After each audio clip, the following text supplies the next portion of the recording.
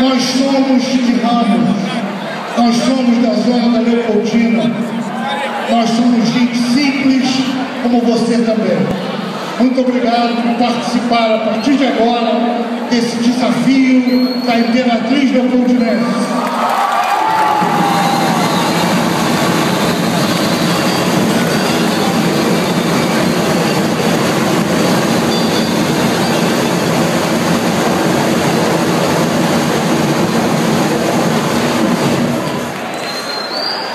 Por favor.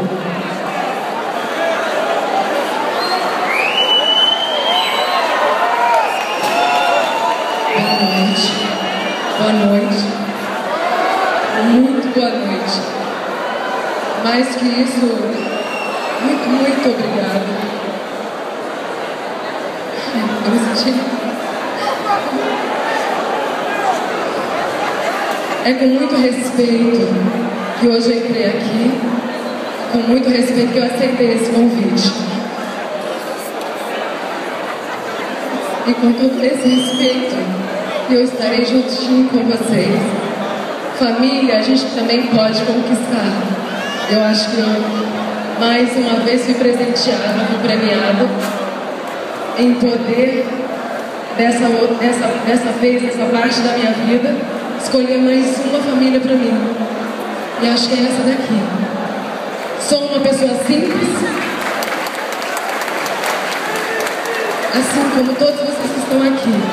De imediato, eu agradeço a toda a comunidade de Ramos.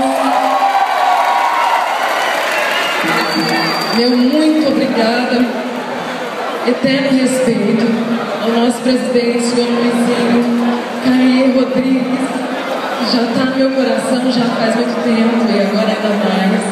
Ludmila, o nosso chefe, o nosso Wagner.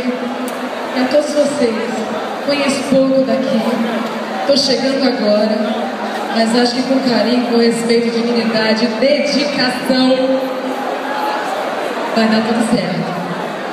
Eu vim para somar, para contribuir, para a gente festejar junto. Obrigada.